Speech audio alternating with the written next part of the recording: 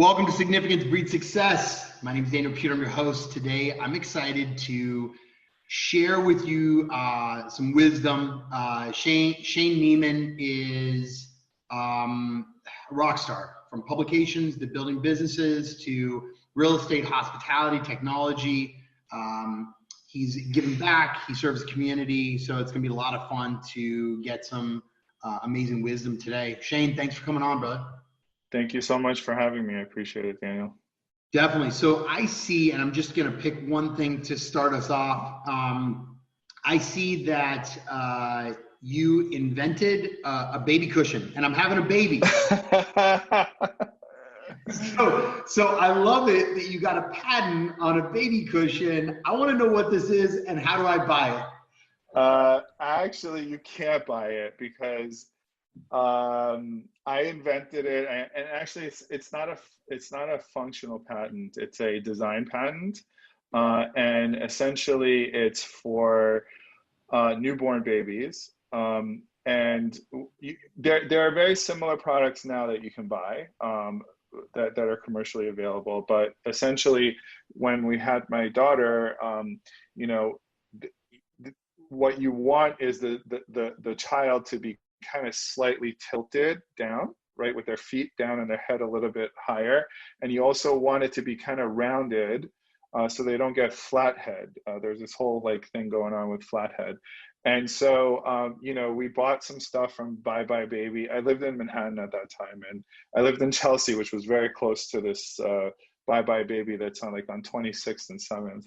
And, we bought a couple of products that were kind of similar to what we were thinking about, but not exactly. And I ended up kind of tinkering with it and creating a foam version of it, a padded foam version where we kind of cut it out and made it circular where the head is and made it at a right angle. And then,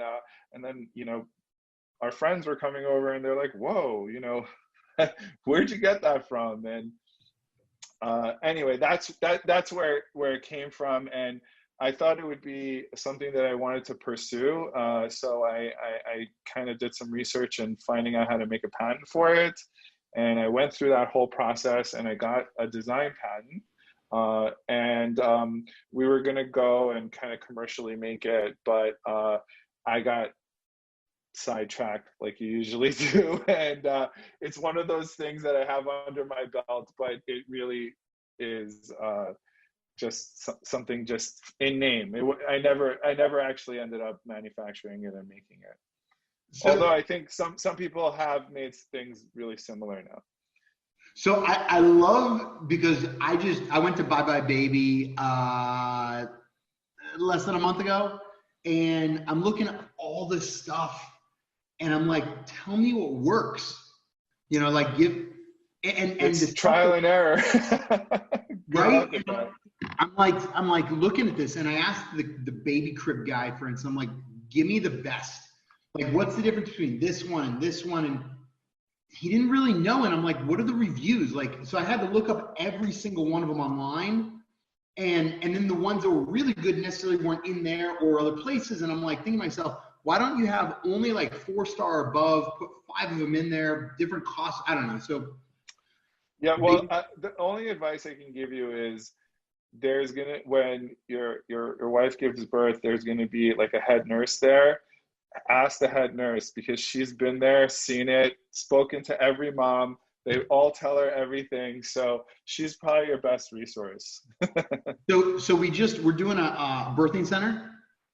So we have an OBG and we have a midwife at a birthing center that's gorgeous. So that's where she's at right now, because I can't go there on some of these visits. It's crazy. Okay. Well, they should definitely know, because they've spoken to every mom and dad out there who have tried everything already, and they probably know the answer to it. So yeah. So I love this. From honors to publication. So tell me, I want to dive in really quick. Let's go back. You're from New York. You live in Miami Beach. What drove you? Did you have like amazing parents that got you inspired to be an entrepreneur and be an investor? Like, how did you get into all this from the beginning? So actually my parents came here in the late 70s. They were from, they're from Iran. Uh, and they were refugees during the Iranian Revolution. So I'm Iranian Jewish, so they left during that time. And they came here with nothing. Honestly, they were like middle class in Iran. You know, my dad was an architect, and my mom worked as a teacher, and they, you know, they moved. They kind of like left their car and all their belongings at the airport and like came with one suitcase kind of story, right? And I Yeah. was born in Brooklyn, and we lived in a studio, and then we moved to Queens. And you know, my dad couldn't be an architect because his degree didn't work here, so he had to kind of, everything had to start from scratch. And they went into the clothing business. So he had really good design skills, and they started a women's boutique in New York City, and then they started their own fashion line. And we moved to Long Island. You know, they were this classic like immigrant story of working hard, you know, struggling, and kind of living the American dream of, you know, kind of working up to a middle class, you know, I guess socioeconomic status, right? And you know, I remember very clearly that, you know, I would stay for hours till, you know, 2 in the morning with my parents that created a factory in our basement, and they were designing and making clothes and painting. And you know, at that time it was like the 80s, so basically, you know, glitter and splatter clothes was really in, and so was you know, paint screening, you know, denim and that kind of stuff. And so they would work till 3 in the morning, and I would see them hustle, right? And that's where it came from. And you know, unfortunately, my father passed when I was pretty young. I was 13, and you know, my mom couldn't carry the business, and then because she didn't have those design skills or anything like that, and you know, she was a single mom struggling, and became an entrepreneur, and she went into real estate. And it was a real struggle, you know, making the bills, and uh, taking care of me, and you know, dealing with obviously losing your spouse. It's a very hard thing. And also my mom was also chronically ill. She had illness also, so she had to struggle with all these things. And I saw her do that, right? And eventually become successful, right? I mean, and persevere and become successful. And she never complained. That was the one thing about her, is that she wasn't one of those people where it's like, oh, why did this happen to me, or why is this happening to me, and that kind of thing. It was always like, okay, this happened, it's okay, we'll get through, we'll figure it out, you know. Everything will be okay, like you know, eternal optimist kind of person, you know. And and really, I think, you know, from there, you know, my mom taught me how to be independent.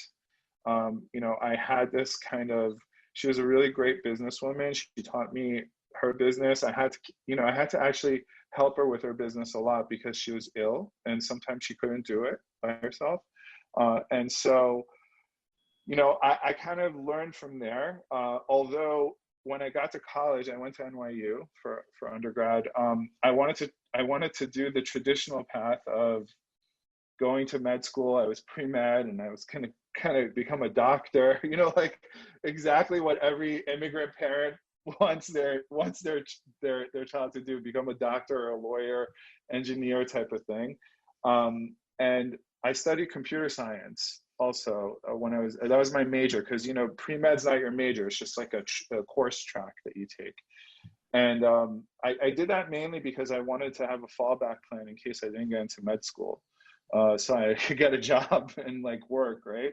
And anyway, I ended up going to med school and dropping out after like before the first semester ended, because I had a roommate there was my high school friend who was working at Goldman Sachs at the time in Manhattan, and we were living close to the med school. And, he came to me and he said, Shane, you know all this computer technology stuff. And I had been working on the side as a computer programmer and web programmer during, the late 90s, because I was a computer science major. And part of your prerequisite is to do kind of some real work, and anyway, long story short, I dropped out and I'm like, to hell with it. Let's go. Let's do this startup. And I did the classic story of, building a tech startup, raising money, for a eventually failed business 2 years later, because we had the same story as many of the other .coms at that time. We were too early, broadband penetration wasn't there. The bubble burst in the public markets. 9/11 happened in New York. A lot of factors kind of came together, and it was from there that really the entrepreneurial spirit and being shot down and getting back up came, because right after that I started another thing, and that really came from the mindset of my parents and my mom especially, not being kind of discouraged. So I love the easy texting, Junebug. I mean, these are some really good brands. I've heard of Easy Texting. It's a great company. Yeah. Junebug, I've heard of. I mean, you've done some amazing stuff in your career. Where are you focusing today? Because I see a lot of it too. You're doing a lot of, building real estate, that sort of thing. Yeah. So I throughout this whole time, I've actually been doing real estate, because I would take, whatever money I would make, and instead of like kind of what most people do is put in their like 401k or something, I was, buying real estate, because luckily I had a mom who helped me, and I got exposed to it, and I was comfortable with that. Right. So what I have been doing lately is that, I own some real estate in the Northeast, and I moved to Miami about 6 years ago, which happens to be one of the best things I've ever done. One of the best decisions I've ever made, for sure, in many respects, from lifestyle to business to the great friends I've made here, to just being in general happier because the weather is better, and there's a lot of other factors to that. But coming back to that, I think that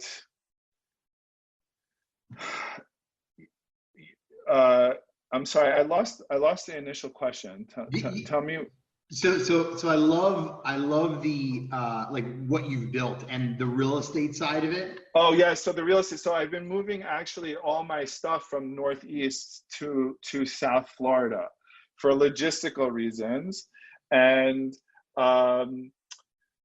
basically selling whatever I've had, and that's what I've been doing the last 5 or 6 years while I'm here. I've been selling stuff and buying here. I bought some pretty non-traditional real estate here. I bought some cold storage facilities in Alapata. I'm not sure if you're familiar with that area, but that's right behind Wynwood, near the airport. Really industrial, gentrifying area.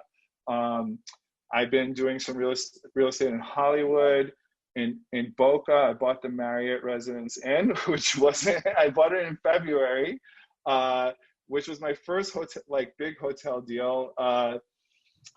And listen, yeah, it hurts right now, right? It's definitely was a very unlucky thing, but in many ways we're very lucky too, because it turned out to be something where many hotels are really struggling right now, because they are, only like 10% occupied, or they can't even open, right? And because that's an extended stay product, they're almost like apartments, and people have been coming there and doing long-term stays. So we've had this base level of occupancy, and we got PPP, which helped tremendously. And now actually what's happening is that a lot of